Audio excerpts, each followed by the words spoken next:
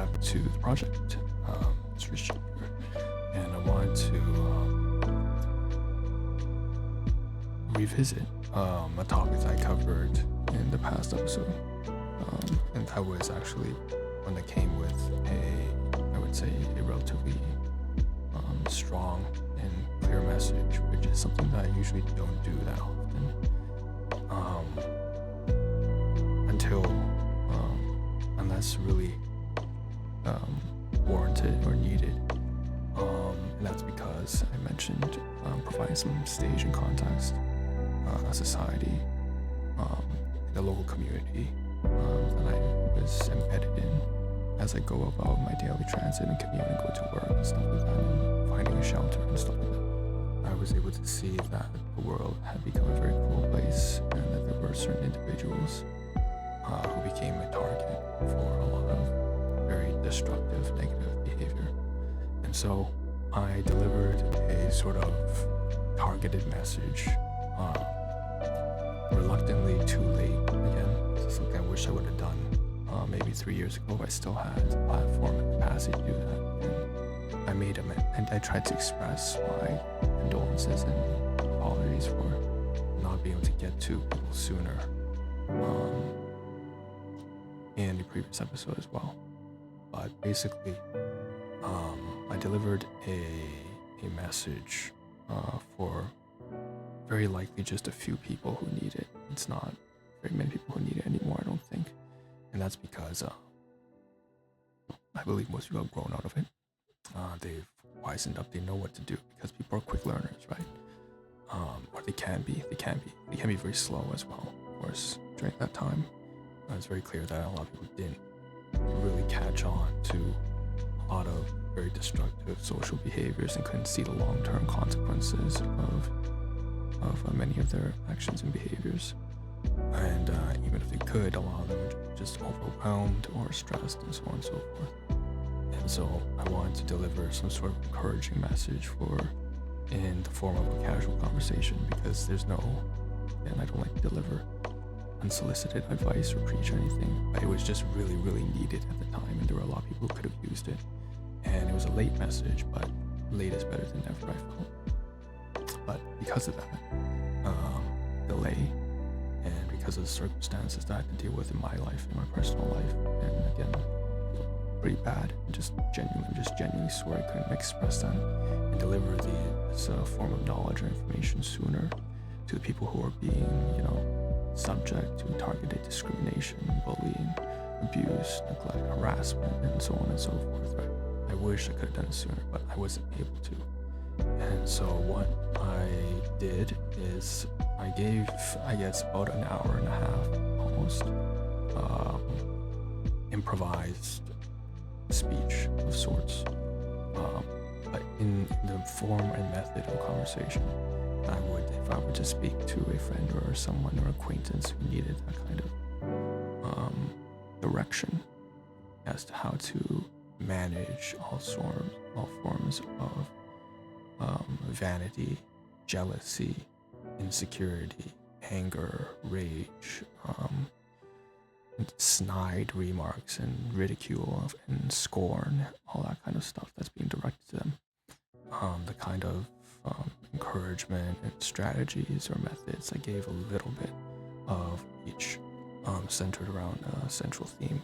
But there were many things that were missing, and so what I wanted to do, if you can't see the title of this episode, is I wanted to just run through some points that I missed. And that's because this one really irked me at the time, is that I basically recorded a first session with a lot of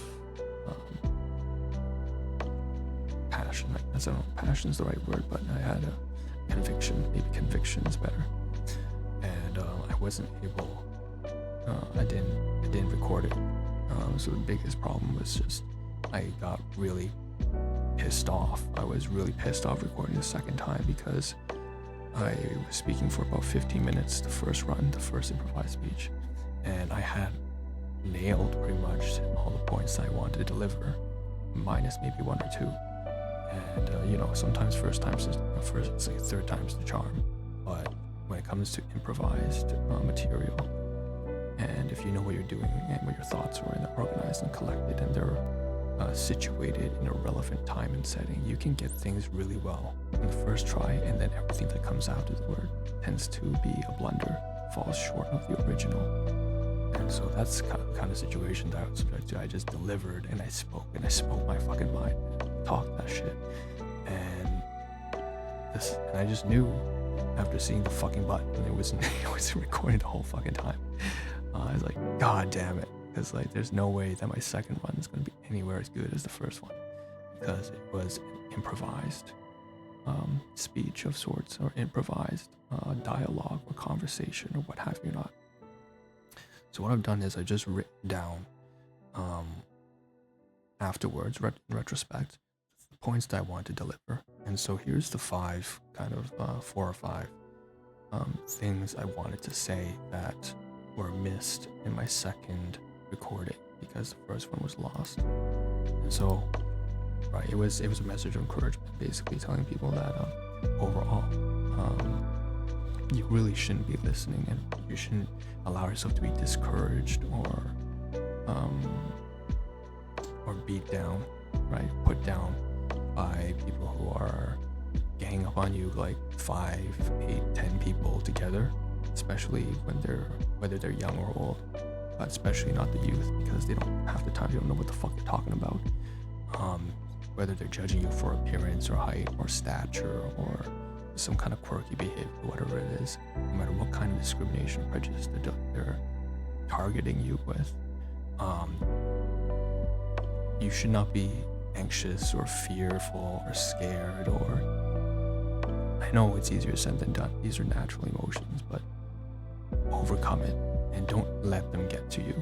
No matter what means, there are so many methods you can use, whether it's listening to podcasts, or putting something in your ear to listen to music, or you're working on your confidence and self-esteem, or building positive habits that bring about that internal consistency by working out and going to the gym, or maybe just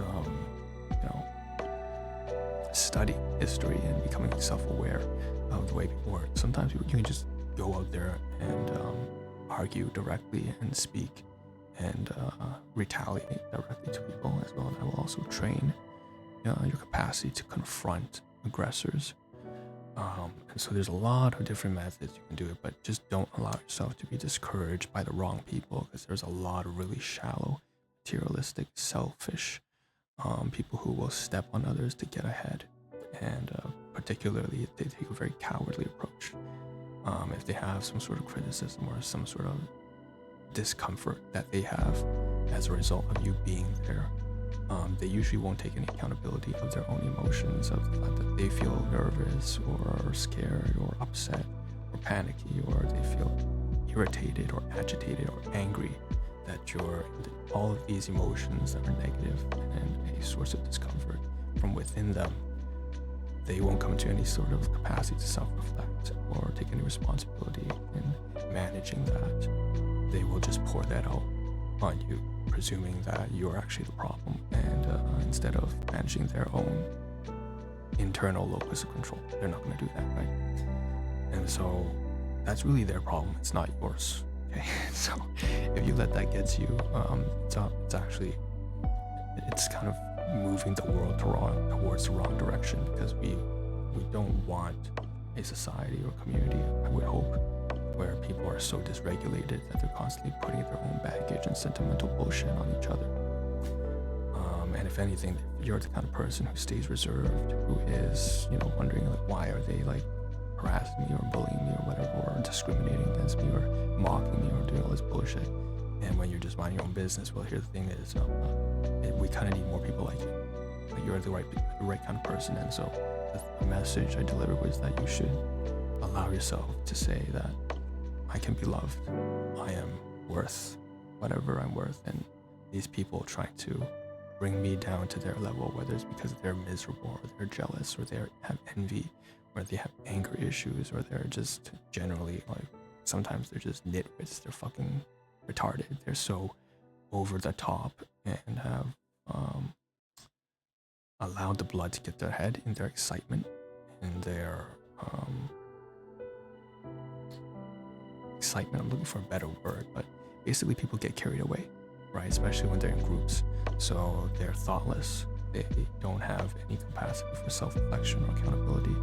Again, usually in terms of like a trio at least, or larger groups, they lose their sense of individuality, conform to the group, which is not good, because obviously when they come to a group, in a sense, essentially allows them a lot of power that goes unchecked in terms of social power, right? That's where bullying comes from, right? The capacity to have in-group bias and then express that bigotry and deny any sorts of reasonable comprehension or compromise or cooperation or communication with the out group, right? Which is probably you, right? And that makes them feel a lot better. It makes them feel superior. It makes them feel happy. It makes them feel excited, like teasing and mocking and insulting and denigrating somebody else.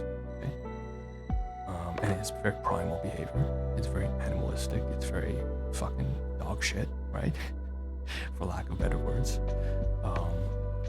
But that's what people do, and that's what a lot of people do. And so I gave a message, and there were some points that were missing. So one of them was that, not missing, but again, I forgot to deliver it in the second one because I expressed it the first time around, and then I forgot to speak about these matters the second time around. But here's the context. That was the context. So point one of them was that during that first improv that I missed on the second, I discussed this point where on my channel, actually, maybe about a decade and a half ago, maybe I think 2008 to 2011. At that time, I didn't have this whole project running in full speed. And what I had done though was allowed my channel just to be a collection personally of all the music that I had encountered in my life, as I want to build a collage of all the experiences and the secondhand experiences that I had learned from artists and creators, because when people go through struggle and trials and heartbreak and tribulations and they overcome, that's what an artist does. They pour their heart out and their experiences onto a track, and they release that through their lyricism, through the rhythm, through the melody, through the emotions that are conveyed through that music or that song or that track. And they can be very positive, very negative, and very active, very passive, so filled with just simple emotions: mad, happy, sad, angry, right? Joy. But then there's a complicated nuance to that, things like when dealing with a loss or grieving someone that was a family member, or having a partner who you found was not who you thought you were, and then they release a track. These are very vague topics. I'm not going to pull up specific tracks or music on the spot, otherwise that would be for a different episode altogether, where I would cover an entire song and then deliver my thoughts on that, right? But long story short, I had my channel, the same channel right here. It was named something different, and it was just a personal channel for me to collate all the music that I would listen to when on the car being driven to the supermarket, or just going to the doctors, right? You would hear it on CHFI, blah blah blah, best music mix. It's kind of a dead giveaway of where it came from. And I found the songs and I put them on a track, and I left a little blurb, I think in 2011, and it says, it was something along the lines of what other people say about if someone's taking their time out of their day and saying something really derogatory and just nasty and mean-spirited about you, and that says more about them than it does about you. So they're doing this unprovoked, of course, right?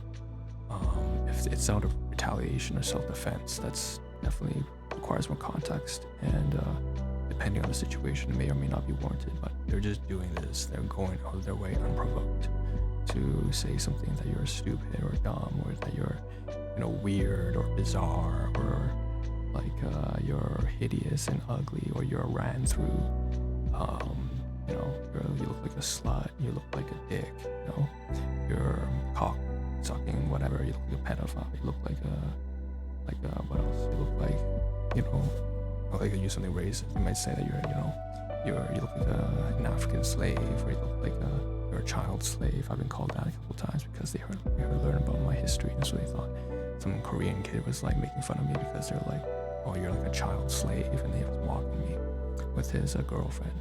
Like another one was like Ching Chong, like Chinese now. So someone's calling you discriminating against you because maybe if you're white and you see some discrimination, right? You can call you like a right cracker, like red beard or whatever, redneck, or something like that, or discriminating you and calling you like curry smelling Indians. There's a lot of like really profane stuff they could say, right?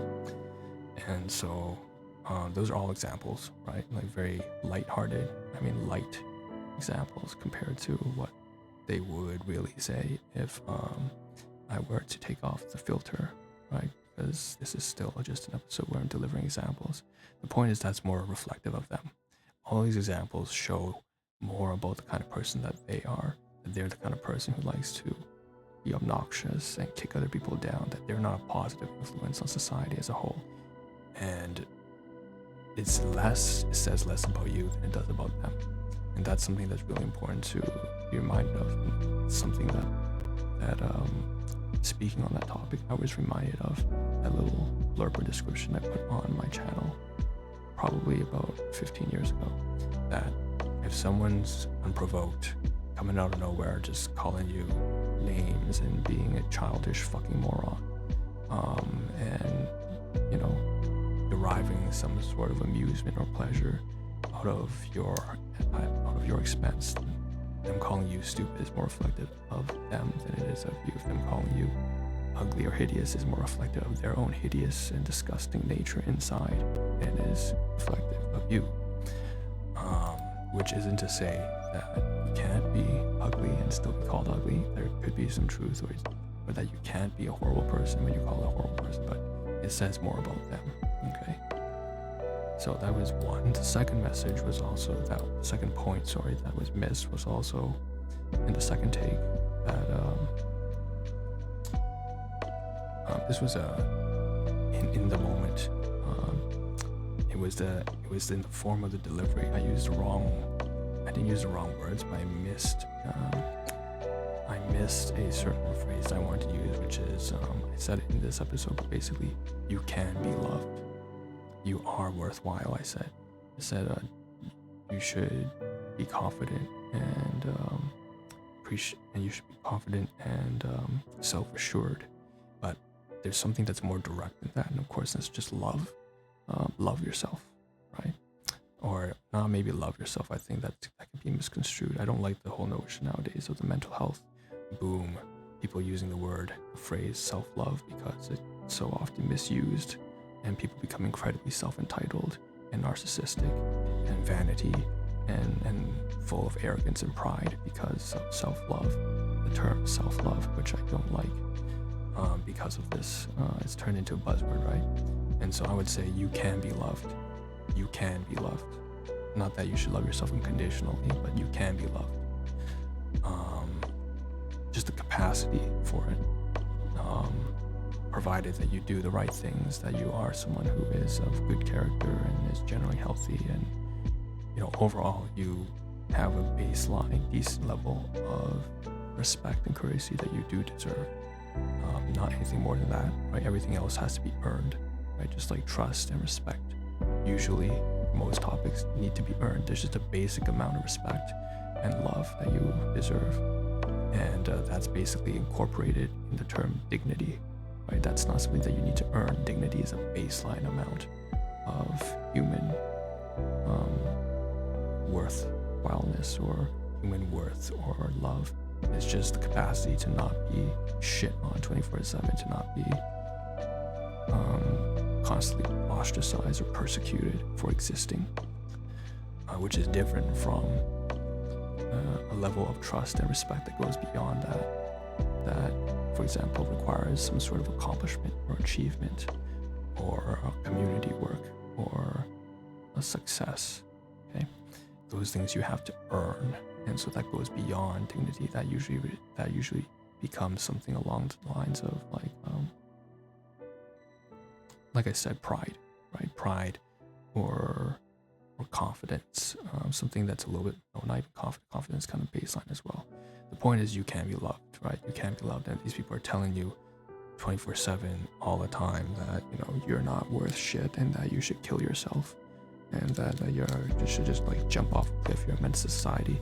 Again, not only is that more reflective of them, like this like fucking high school brat, this cliquey group of like I don't know, young like international student Indian young men and women, or as these like group of like Chinese or white, sassy ass high school cliquey girls, or even a group of like old like a 60-year-old like white couples, like a Karen married to an obnoxious like malignant narcissist of a husband who like they just love dogging on people, right? And can't manage to, none of these groups can really regulate themselves, right? They just go about and being a train wreck that they are, pouring all of their bullshit on the public, and thinking that the public space is like their private space. That's the way they're treating things. And not only is that reflective more of them than it is of you, but secondly, you need to remind yourself constantly that yes, you can be loved no matter whatever the fuck it is they're saying. They're not worthwhile. Okay? And if they're going to be cowardly and have like 4 or 5 or 10, a group of 10 people, individuals ganging up on you, that demonstrates the lack of, like, how cowardly do you have to be? How pathetic do you have to be to really take a large group of individuals who and then just come and dog on? So some of these people bring in their whole families. I've had like Filipino families come and do this to me and to other people. They bring in their like sisters and even their children. They'll try to like goad them into harassing someone they don't even know, or someone they think they know, right? That's the worst kind, right? And so it's really all bullshit, and you should know that you can be loved, and that these people are delivering the wrong message. You just gotta cut it out. And sometimes if you can't like just cut it out, sometimes you just have to fight back, fight fire with fire. They're trying to manipulate and gaslight you, then sometimes you have to manipulate and gaslight them. You have to beat them at their own game, right? You really gotta push them till them. You really have to humiliate them in the public. You have to make a fool of them. It doesn't have to be immediate. It can be over the long term, but whatever you do is gotta be effective. And throughout the entire time, you gotta remind yourself that when you're facing these bullies and these abusers and these like genuinely awful, like whether they really are racist or they're like anti-racist, which means they're still racist, basically. Right? The point is, these people, no matter what kind of chaos or obnoxious behavior they're displaying, you still have to remind yourself that you're worthy. By the way, the points are all kind of listed. I can show here on the top left, which is this window over here. So I'm just kind of running through them. That's why the display is kind of blocking part of the screen. It's on my Excel file. The second point was that. The third is, so the first point was like, again, it's more of a reflection of them. It's a projection. The second is, and it's not about you, right? It says less about whoever they're speaking about. It says more about their own behavior and who they are as a person than it does about others. The second is, again, just using the right language. I wanted to say that you are worthy of being loved, particularly, and I don't mean that in the sense of self-love, which is, again, something that's really been used in the sense, especially with the whole radicalized like feminist movement, the modern day feminist movement. That's really, past one was good, but nowadays the whole empowerment bullshit, right? That really fed into a lot of self-entitlement, and it gave them a lot of power in terms of being delusional and paranoid about really trivial, non-important matters, and they would still freak out over nothing. That was a recent thing that was also happening in the past like 3 years, I would say. And so there's another one. Of course, that was also in response to like some really bizarre, radical, and extreme like incels, right? And that was like maybe 6 to 10 years ago. So it was like one movement that was really radicalized and extreme from men, like those like incel and big toe kind of things, what they call it, and then followed up by these really extreme like feminist, crazy like Twitter warriors. It's like having 4chan versus like Tumblr, or Reddit versus like Twitter, right? That's, or empiricism versus rationalism, nature versus nurture, libtards versus conservative rednecks, leftists, progressives versus like Trumpists, whatever. It's just mainland Chinese like obnoxious pigs versus like snobbish, arrogant, condescending like capitalistic Hong Kongers. Whatever polarized. These are just examples. Now you can break any of the Indian caste niches, like the caste system in India. You can break that up, and that would just deliver so many polarized extremes and radicalized forms. All the same. And you can go to every country, every race, every gender, and you can just do the same thing. But basically, that's what was happening, and that's more representative again of their issues, not of you. Provided that you are being reserved and you're just kind of keeping it to yourself and being well managed, then it's really not about you. So number 3, most people managing responsibility. So if you are the kind of person who's being targeted, probably with this kind of mistreatment, okay, just a catch-all term for all that kind of bullshit. Not only is there that whole, you should know that you can be loved, and not only should you do that, but also recognize that what they're doing is more representative of them than of you. But the third thing is that you're probably the kind of person, if you've been consistent and reserved this entire time, you're continuing to be this way, and no matter what kind of slander or bullshit heads your way, you're taking things with a certain stride. It usually is a representation of the fact that you're probably the kind of person not only that society needs more of, but you're probably the person with the level of stoicism and self-regulation necessary to properly manage a large community or country or city or nation. It usually means that, you're the kind of person who would be worthy of actually managing a complicated system of individuals. And so you're the one person who is probably deserving of leadership and power, not them. And so in delivering the message that I delivered, and it was, I believe, I said the right message, something about the benevolent, unchained and unhindered, and the devil's advocate, which is kind of something that I've used fairly often in trying to make people become self-aware about the things that they're doing wrong, particularly these highly, disruptive individuals in society, the troublemakers. But and they don't change, by the way. Some of them are aware of it and they don't change, but there are a significant proportion who are just bandwagoning and joining the crowd due to peer pressure. And as a result, those are people who do need to see what they look like from the outside, but can't see because a lot of times they get lost by the noise and lost by the lack of accountability, and all the blood rushes to their head and they go way overboard and they can't, it's like getting drunk, not from alcohol or from meth, but they're getting high from smoking weed. It's like they're high from this social camaraderie. They're in a high of mob mentality, really. They're in group bias, so I guess the thing here to say is that if you've managed to stand your ground against 10,000 people or an entire society condemning you when you know what they're doing is inappropriate, and provided that you're not some kind of let's just say you're not a wild conspiracy theorist who thinks the earth is flat or some shit like that, okay?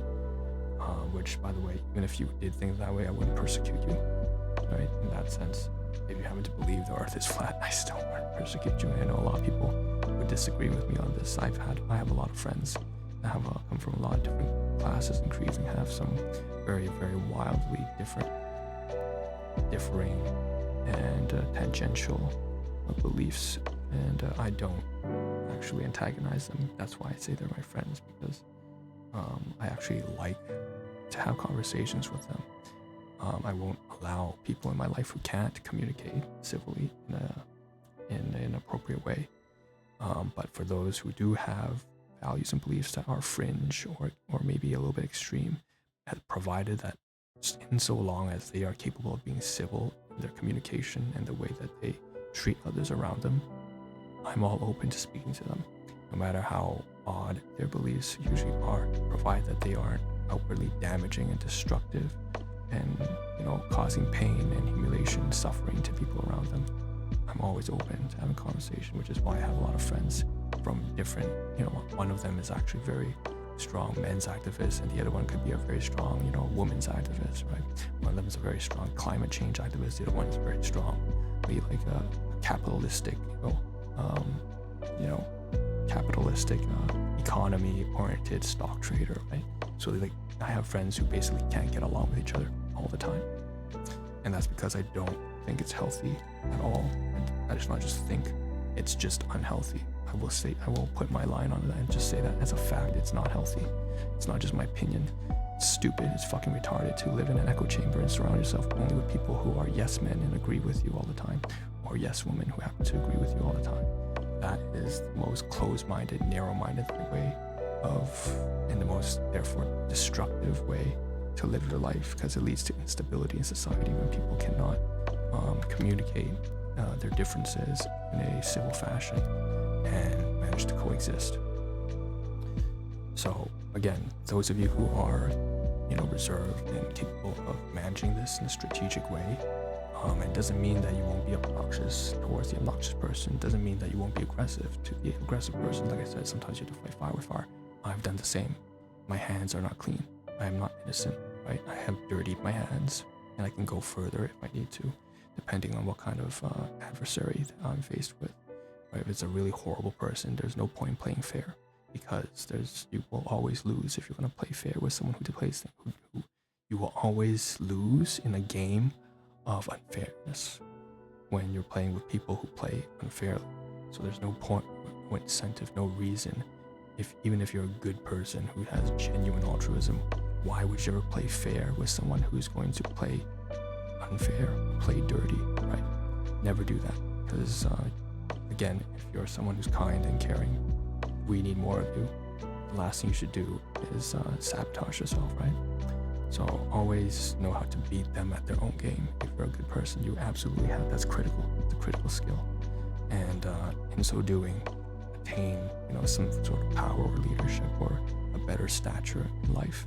And that's the third point here, is that basically the ones who are usually not in power and constantly being targeted with that kind of harassment, and provide that you don't turn into some victim mentality, self-pitying mess, anxious,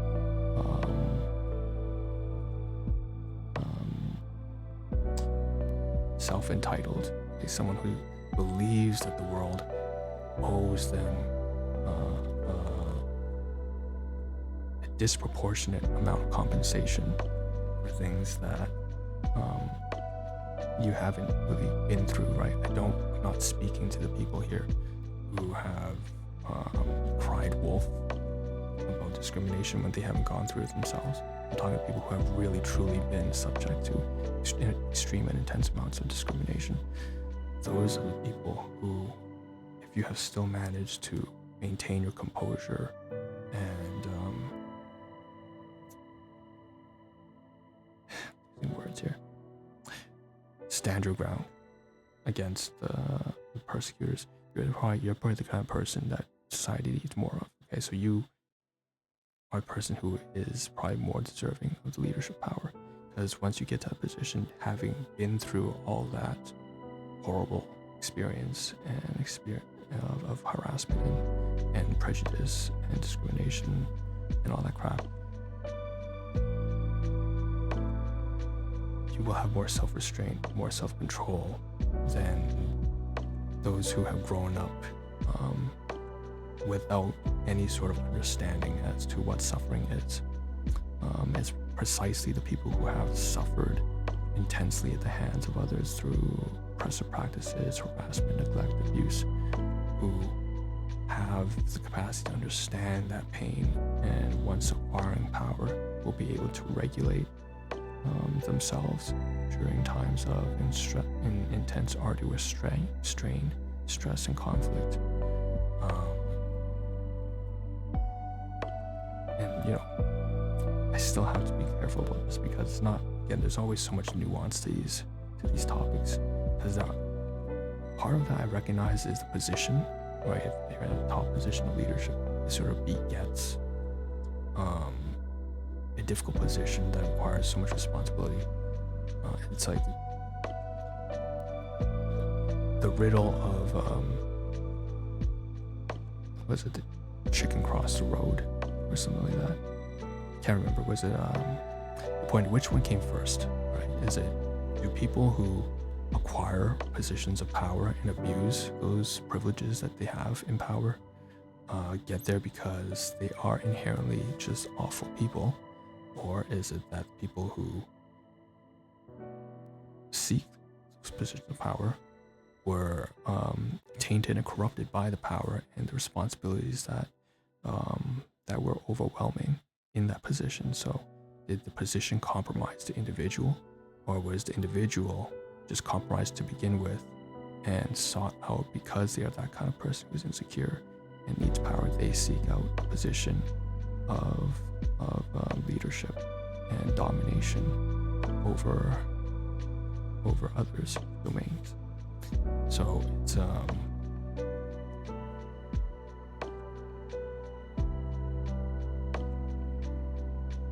like, I'm trying to be specific here, you know what I mean?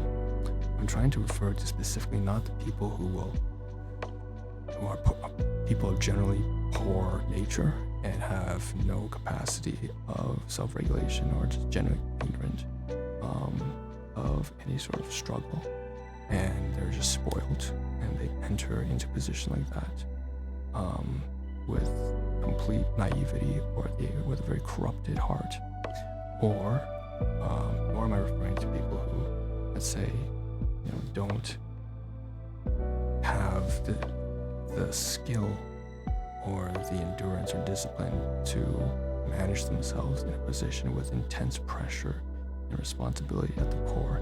It is a very specific niche of people who, under extreme duress and strain, they're still able to maintain their composure and at the same time also have very good character and a good sense of understanding and ethics in the way they treat others around them, as well as treating themselves. So it's a very comprehensive suite, and it's a very narrow, refined, minute proportion of society that I'm speaking to right here.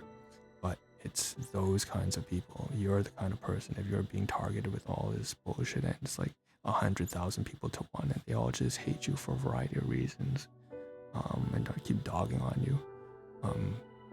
But sometimes it's getting to you because it's just so overwhelming how many people show you this hideous side of themselves, and you start to believe, and your confidence starts to waver.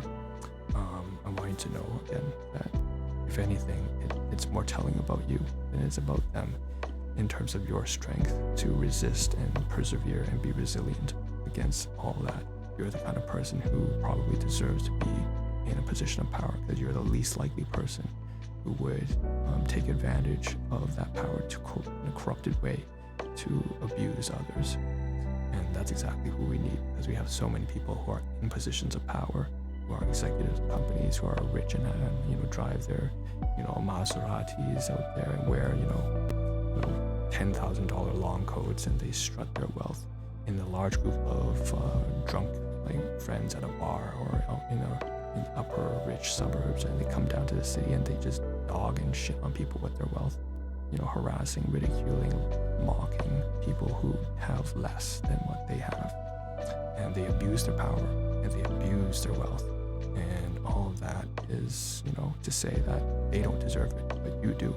Okay, so the fourth point that I missed, and I delivered this with a lot more conciseness and a lot more brevity when I spoke in the first run, and that's why I'm really disappointed, because all this is very it's coming off as very philosophical or very verbose. It's like too much jargon, and I don't like to do this. It's because I'm delivering this in a setting again where I can't really speak up at the best of my.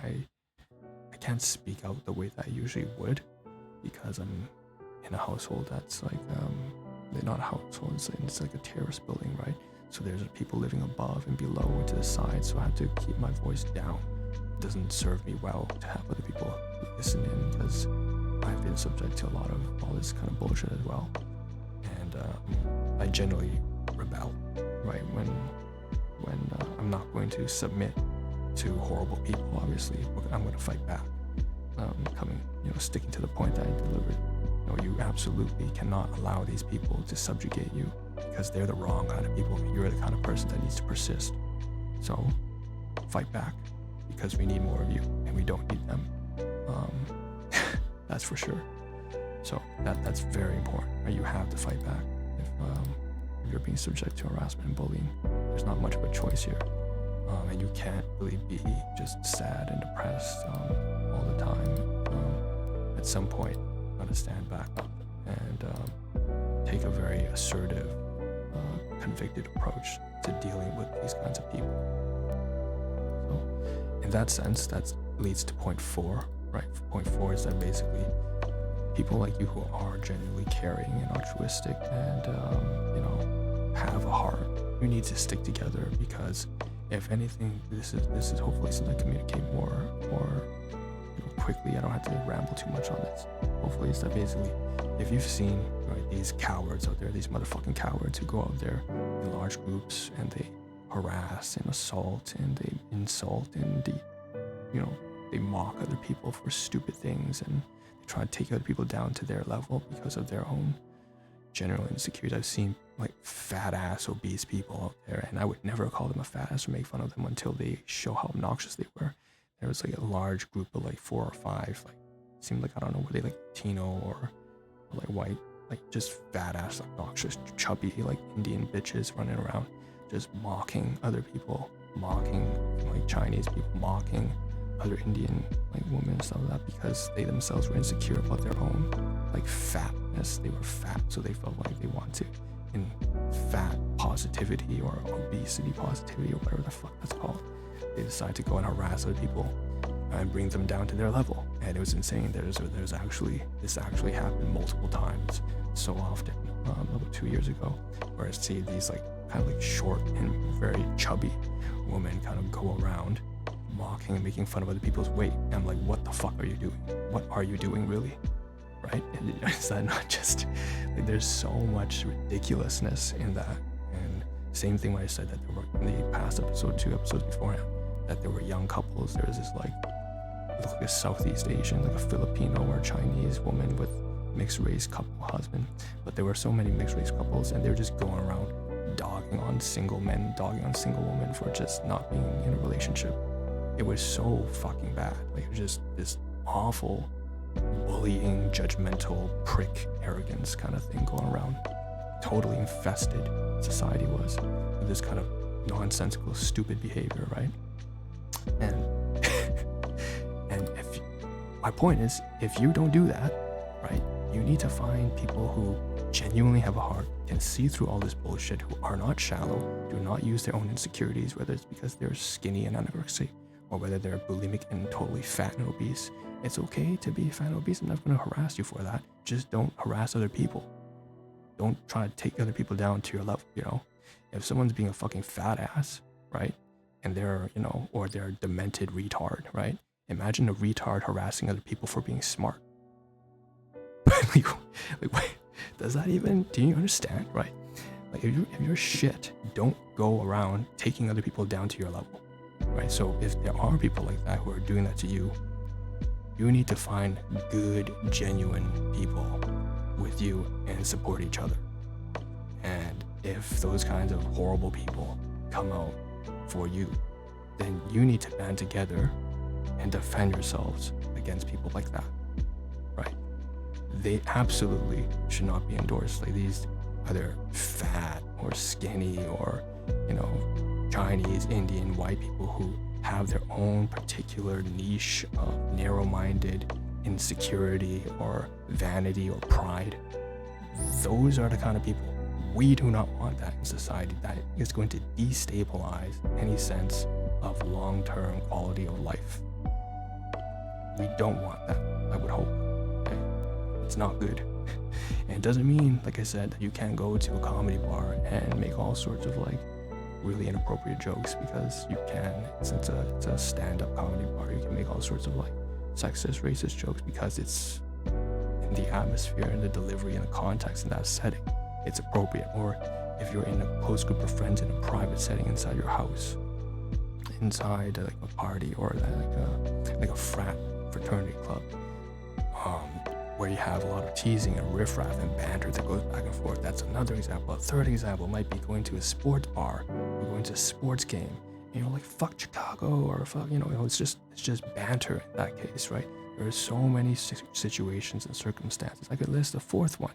You're in a warehouse, and even at a workplace setting, you could still do that. If it's in a warehouse, sometimes you can still deliver a lot of humor and, again, a lot of teasing and banter without things going too far, recognizing that you're in a workplace, but you can still get away with that in a warehouse setting, as opposed to being at the front retail. So being mindful of the context and how you deliver it. Is it with a warm tone, or is it with a very hostile tone? Is it an environment where there's a lot of customers, or a lot of like serious matters that would cost you sales in the well-being of the company? Or is it a place or a situation where it's more confined and it won't have a negative impact on the performance of your workplace? Is it in a private setting where you're speaking to specific individuals, or you're speaking in the public where everyone and their fucking mother can hear what you're saying, right?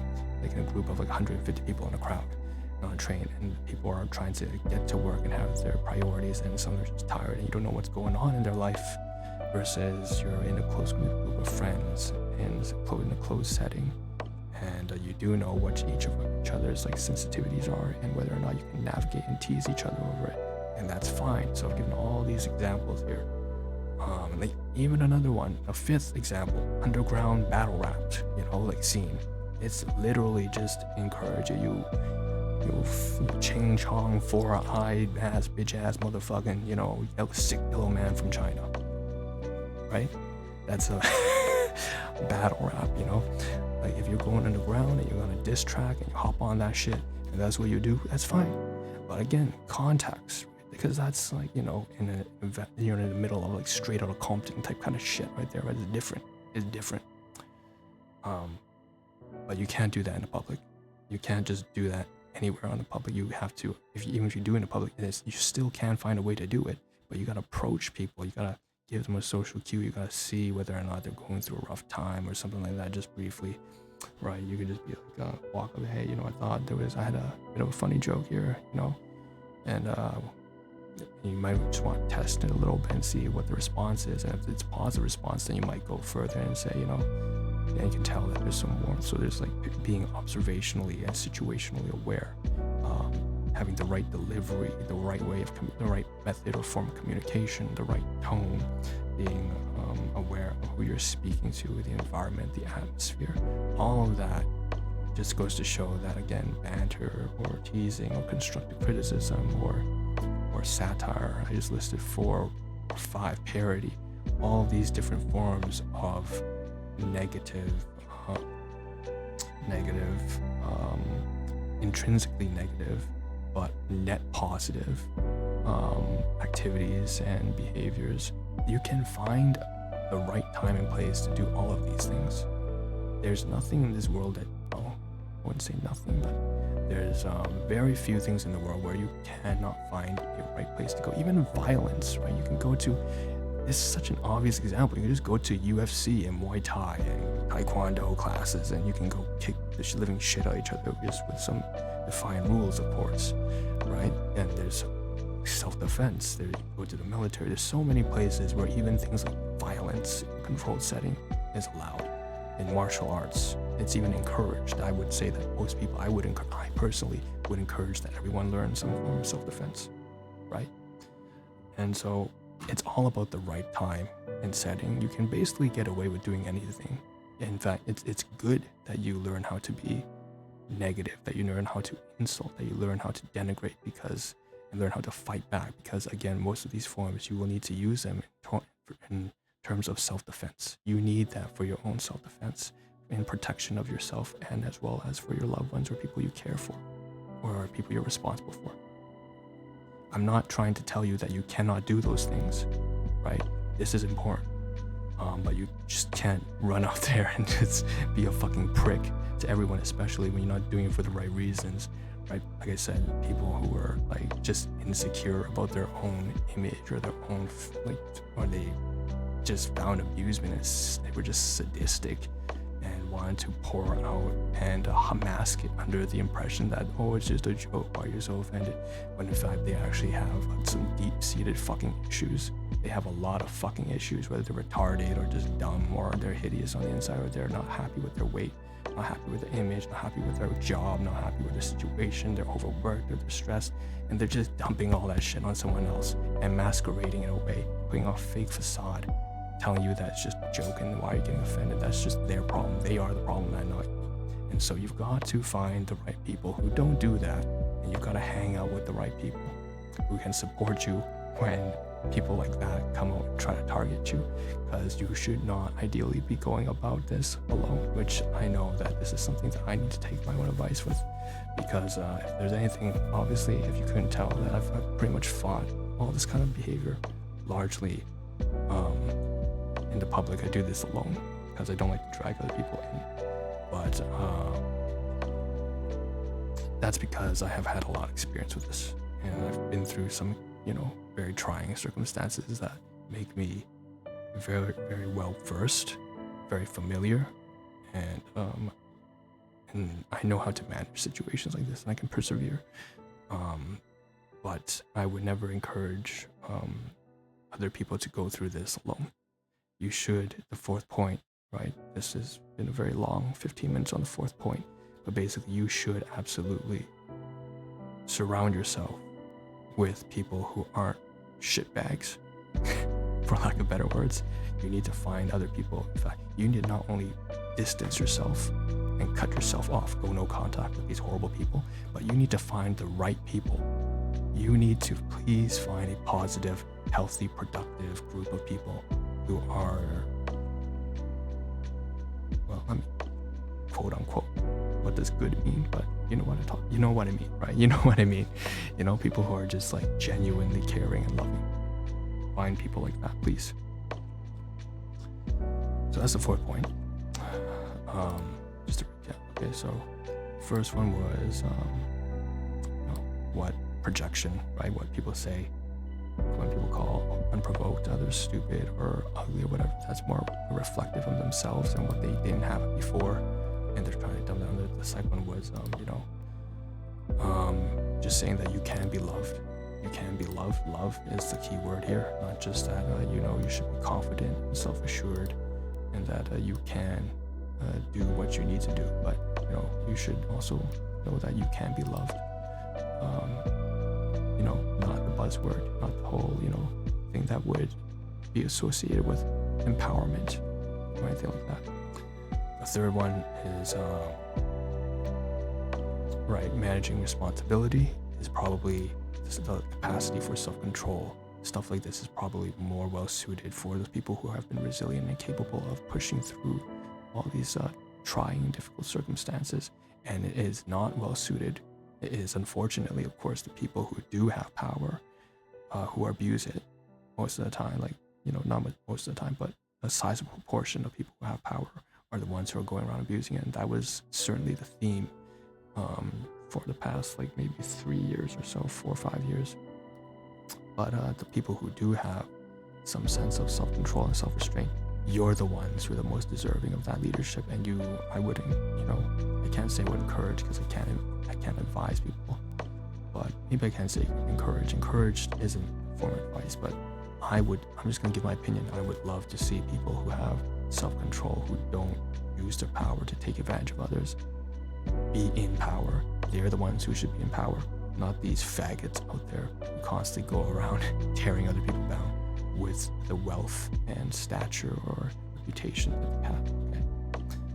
And the fourth one, of course, I just talked about this, was again, surrounding yourself with people who are the right kind of people, who are genuine. If you're someone who's genuinely caring, and you're not happy, hurting other people, and you're not happy watching other people hurt you or whatever, surround yourself with other people who also feel the same way, please, because I can tell you, these horrible people stick together. So if you're a loving person, you should stick together, right?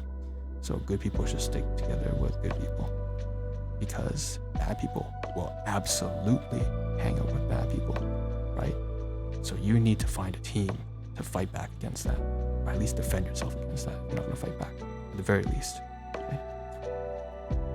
If you can't tell, that's what bullies do. That's what cowards do, right? They're not men, they're little boys. They're not women, they're little girls. They might be, 60 on the outside. They might be biologically that, but on the inside, they're just a fucking insecure coward. And you absolutely, please, find a good group of people who are loving and caring and try to stick together. Because doing it alone is really, really rough. Unless you know what you're doing. 5, societal stability. Okay, so this one is, and this one I covered already, but basically, I don't think I have to mention this because it turns out there were only 4 points, so the 5th one I actually mentioned, remember, is that basically, there will always be a point where you're going to be separated from your loved ones, so it's not good to be dependent on others. It's not good to, to be dependent so much that, let's put it this way, I've seen so many relationships where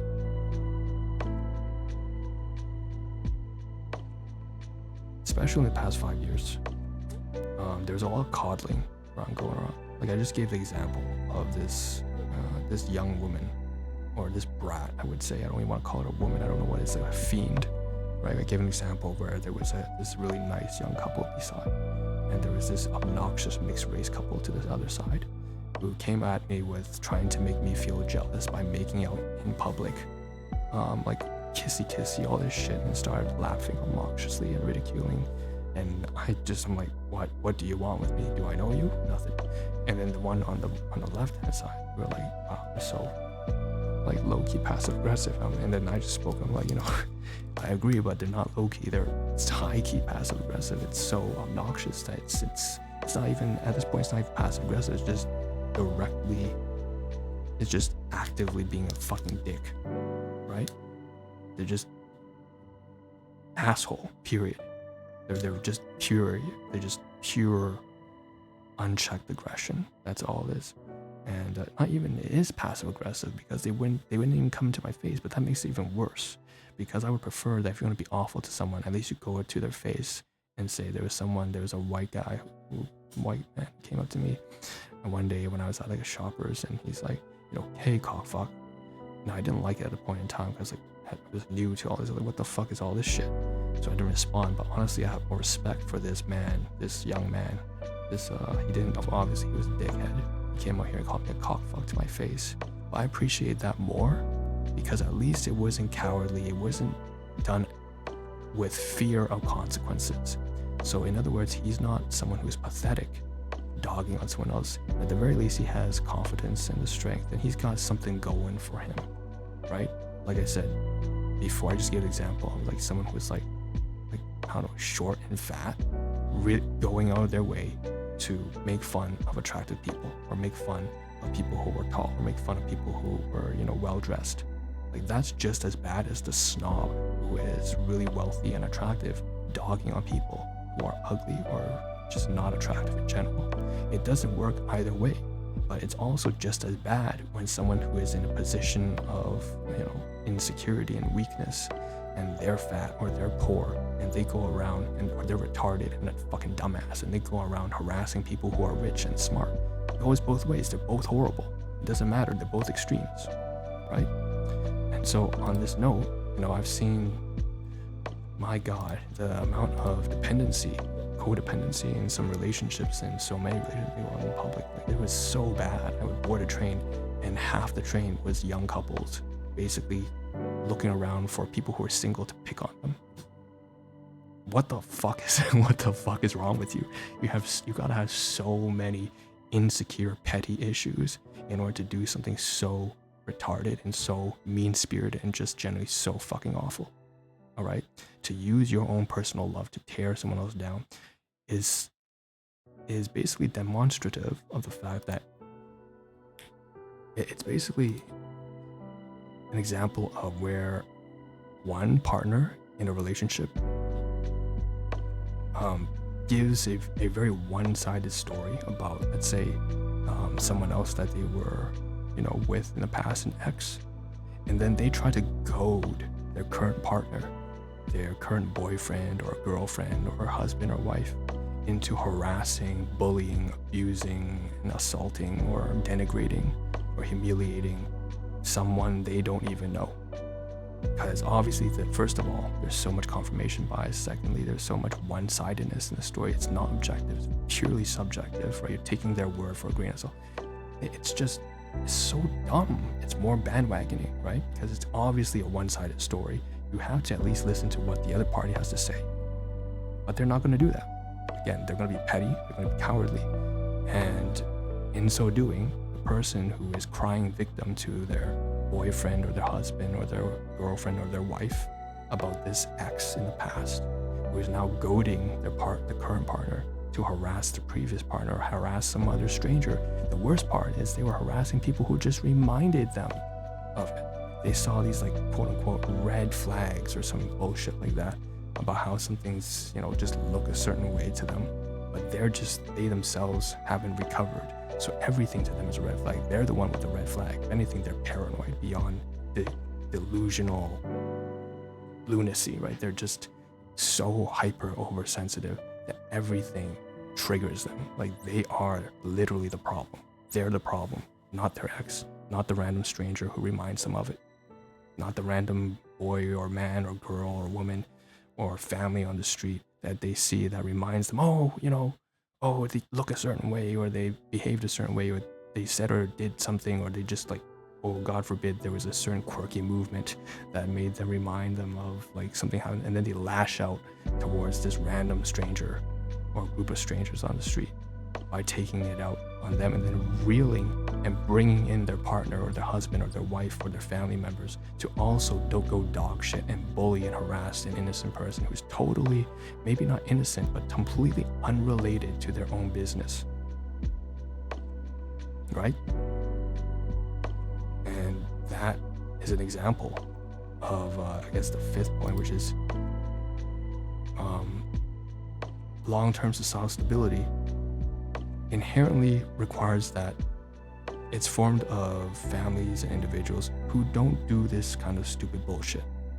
Basically, don't be dependent on your boyfriend or your husband or your wife or your girlfriend or even your children or your parents to go out there and fight your battles for you on the basis of your own narrow-minded self-account. Right? That's very important, because if society starts tending in this direction, is built and constructed of people who constantly are is built of people who cannot manage their own fights and battles, their own conflicts and their own arguments, and constantly have to reel in irrelevant parties or irrelevant parties as well as their own loved ones, and create this kind of over dramatized, power struggle and dramatic infighting, right? All that's going to happen is that the world's going to become full of sadism, malice, vanity, bitterness, hatred, narcissism, antagonism, psychopathy, as each side escalates by retaliating to the other person's retaliation, and then that group reels in more innocent people, and then they all respond and go on the offensive towards them, and then everyone just continues to escalate until the bubble pops, and then we get some sort of oh, God forbid, there's like a civil war on multiple different fronts, and people just start, well, then we don't have it. That's a collapse of society, so to speak, because people are so weak and pathetic that they literally depend on not their own strength and self-improvement to address the problems, but they are dependent on other people who will never know their problems or their side of the story well enough, that they're going to do it inadequately, and after so many times, not only inadequately, but they just won't be there. There'll be so many times you're going to be just separated for people that you're dependent on, and then what's the answer to that? You're just going to throw a temper tantrum and become like self-regulate and like throw a fit and like throw items against the wall and run out there with your pants down screaming like a fucking toddler? Is that the solution? You're gonna throw like a 5-year-old temper tantrum? No, like that's not viable. Imagine everybody went how to do this. Random feminist women went out there screaming at random men on the street about how men have been, the patriarchy, and then there's this random other bozo of like a little boy, but he's like a 60-year-old man, runs out there like a little child screaming, oh, women are like so awful, they're just like gold diggers and shit like that 24/7. And then like the Chinese guy runs out there complaining about like, oh, it's like, Africans are like so lazy and whatnot. And then the Indian goes out there and the white man used to like, colonize our country and stuff. And the white man goes out there and starts bitching about, oh, all these immigrants out here, oh, they're so fucking horrible because they come here and they just like, take up all our jobs and shit like that. And this is our country, pride and it's just everyone going out there and being a dick. And then the Gen Z goes out there, all these old boomers and Gen X's, they go around there and they hate us and they're always dog shitting on us when they're so outdated and ugly and they look like shit. And then the boomers and the seniors and go up there and they're like, oh, these young youth, the youth are so full, they're so shallow and materialistic, they don't do anything, right? They're so lazy and everything. Like there's some truth to all of this, but like what and then they all reel their own families and their loved ones, and they bring their own kids and their wife and husband out, and their boyfriend and the girlfriend, and they go out there and it's just a all fucking war between everyone. Like what is that even? What is that even? What does that say about us? What does that say about society, about community, about people in general, about humanity in general, when we descend to a point like this where we're so pathetic that we can't even manage it ourselves, that we need to rope in our quote unquote the irony of roping in our loved ones to do all these awful, hideous deeds with us, all these pathetic, self-victimizing bullshit, right? We can't do it ourselves. We are so cowardly and pathetic and scared. Like, I can't, no. And that's why I've never been able to understand. What do you mean fear? What do you mean cowardly? What is all this pathetic bullshit? No. Man the fuck up. Grow up. It doesn't have to be man up. I know a lot of people don't take, especially like, I'm just using figurative terms, right? So don't get offended about that. Fine, I won't use man here. I don't grow a spine, Compose yourself. Regulate yourself. Become stronger, faster, well-rounded.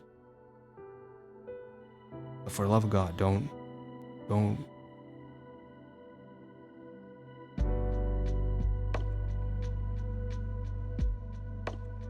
become part of the problem. Okay?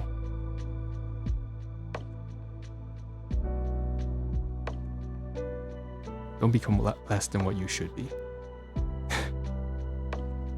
And I don't know what, I guess that's the fifth point. The fifth point was, society can't, there is a fifth point then. Society can't sustain itself like that.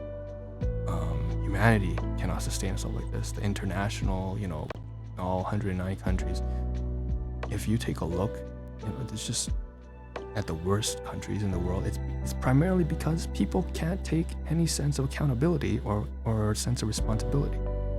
Whether it's the rich, corrupt officials who are, using the power to abuse the poor, or it's the poor ones who are like being lazy and constantly crime victim and looting and burning infrastructure because they're trying to rebel, but most of them are just it's like nobody has any accountability in those societies. That's why they don't function. So imagine what happens if you're gonna start endorsing a society where we have a bunch of couples, whether they're young or old, families, whether they're multi-generational or just first, where everyone, organizations, God forbid, organizations that have real power and material wealth, and they start all of these, different layers of organizations, of crowd dynamics, of people working together in nefarious ways. And they're all, if the individual is weak, and all these weak individuals have to constantly depend on each other to, to cause destructive interference with other parties. How are we going to have a society or a community, or God forbid a country or anything like that, a world where anything even works? That's why that's why the healthcare system sucks. That's why the infrastructure is falling apart. That's why you can't get proper social services. That's why you can't,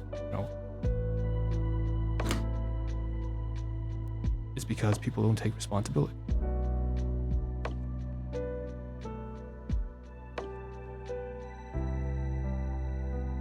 So it also starts at the end of the day, the main point, it starts even in the level of like a couple, right? If it starts right there, really, because that's within your own internal locus of control. If you can't even manage your own relationship with your own partner in a way that demonstrates that you're an adult and that you're mature enough to handle things on your own, and that you can't own up to your own mistakes, and you have to like go dog shit and ape shit on someone else, or you have to ring in someone who is like a supporter of yours and then turn them into some radicalized extreme by telling them a very biased one-sided story, and then go out of your way and harass other people out of bitterness or vindictiveness, who are especially not even related to you. I don't even have that much to say if you want to fight your own battles. Like, if I don't like, and if like certain groups or classes of people want to, or genders or races or whatever, want to have a war with the other race, or political side, you can do that, as long as you don't involve like people who are irrelevant. You don't drag me in on it. I don't give a shit, right? But if you drag me in it, then obviously there's going to be a problem, because I don't have anything to do with your business. And that's what I'm trying to say, is that if we endorse this kind of pathetic, weak, codependent mindset where nobody's capable of managing themselves, what's going to end up happening is that basically society's going to implode on itself. And it's not like, we're not trying to spell doom and gloom. It's not that, or it gets there every day. That's why we have all these horrible incidents where there's like revenge on society attacks, or like people like blowing up with terrorist motives. Like, it's because these are basically people who are unregulated and can't manage things on their own, and they're basically blaming it on somebody else and going on. Some of them is warranted, but provided that they don't hurt anyone else, I'm not going to say anything. As long as they keep that beef and drama between them, that's fine. I'm not going to step into your business. If you are divorcing your wife or divorcing your husband, if you have a certain retaliative response against someone who's being racist towards you or sexist towards you, fine, then you can like fight your own battles and you can go back and forth, tit for tat, as long as, I don't care. Like, you guys can hate each other for as long as you want. I don't give a shit, provided that you don't drag someone innocent in onto your battle. So long as those consequences of the fall of you two, or your parties or your groups, don't end up dragging in people irrelevant to your drama. Why do I care? I don't. Right? I'm not gonna go out here and try to control and tell people what they can and cannot do. It's only when things are so awful, so bad, and it did become that way, that's why I have no choice but to speak on these things. Because it was impacting my daily fucking life. And it was impacting many other, generally not innocent, but like people who were irrelevant, just other random strangers on the street, or being subject to all this bullshit. We can't do that. Like, we can't endorse this, right? So these are like kind of like the 5 points in summary, I guess. That projection, like the first one, right? The bio, it represents more of them than it does of you. The second one being, you can be loved, right? And I don't mean that self-love, but you can be loved, staying self-assured. Third, the ones most likely to be in power are the ones probably who don't deserve it, and the ones who probably are not in power right now, who have the self-reservedness and self-control. You're the ones who need to be in control. And whether or not you go up there or not is up to you. I'm not going to tell you to seek out a position that you don't want to, because it's a lot of responsibility, obviously, and it's probably not something you want to do, is to be subject to all this attention from the press. 4, good people have to stick together. I'm going to say that again, very important. Good people, you have to stick together, because there's certainly more like shit people out there than are good people. And then 5, because again, it may seem like, might seem like the opposite, but again, a lot of the shit people, they just put a mask on. That's all it is. And 5, right? Stability requires separation of loved ones. I mean, a stable society requires that people are capable of managing themselves, at the very least, right? And not going out of the way and assaulting other people or denigrating other people out of their own amusement. Okay? Because that will destabilize things to a point of no return. And you see examples like this all throughout the world. We have entire countries that fall apart because even at the micro public level, you see how much irresponsibility and lack of accountability there is between the partners, within other members in the party. Now imagine you have that on a wide scale across all domains of politics, right? In the workplace, at the store that you go to get food, right? On your commute. It's impossible to make things work out.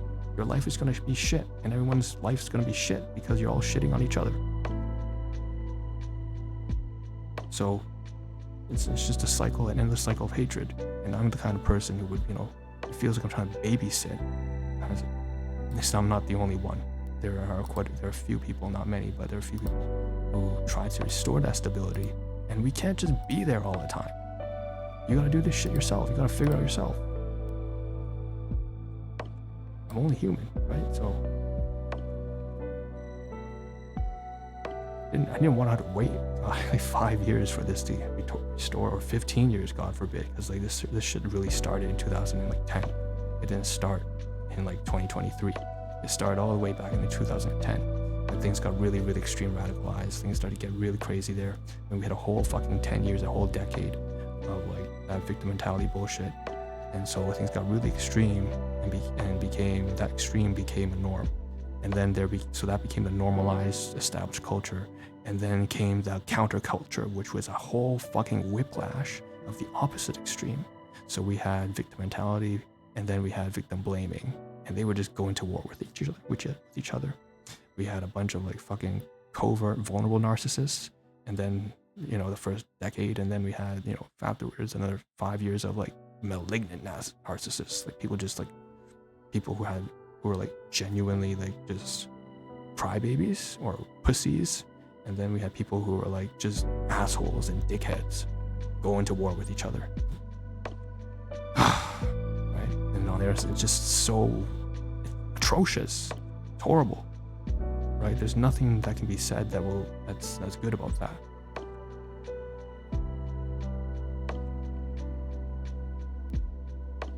So that's kind of the 5th point. And I guess all of these points were kind of more or less missed in the first improvised, they weren't missed, but they were covered briefly enough in my first discussion. In the second time, I kind of missed all 4 or 5 of these points.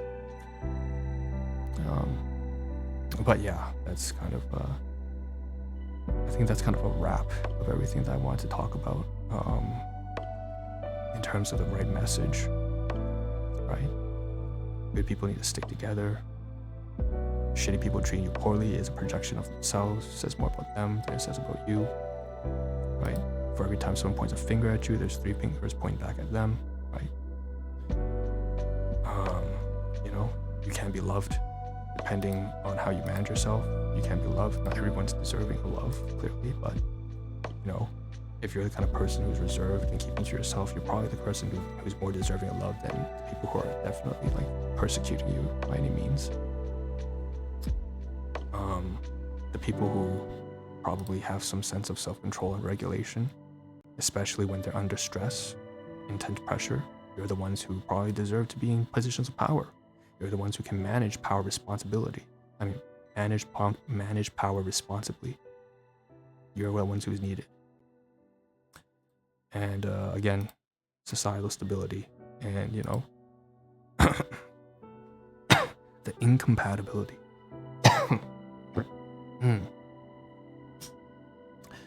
of a population created of like weak individuals, weak, pathetic individuals, constantly depending on each other, right? To the point that they can't do anything themselves but to rope in other people into their own drama, into their own needs, into their own disputes and conflicts. It has a recipe for disaster over the long term, right? This is not to say you can't seek help. This is not to say that you can't, go ahead and help others in need. Absolutely, you should do that. But you shouldn't become so clingy and dependent on that without it, you could not get by. Okay. And so that's 1, 2, 3, 4, 5 points that I kind of missed in the second covering.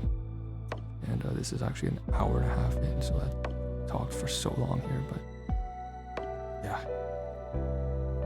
Okay, thanks for tuning in. Definitely went over the mark here, but I guess this is definitely important.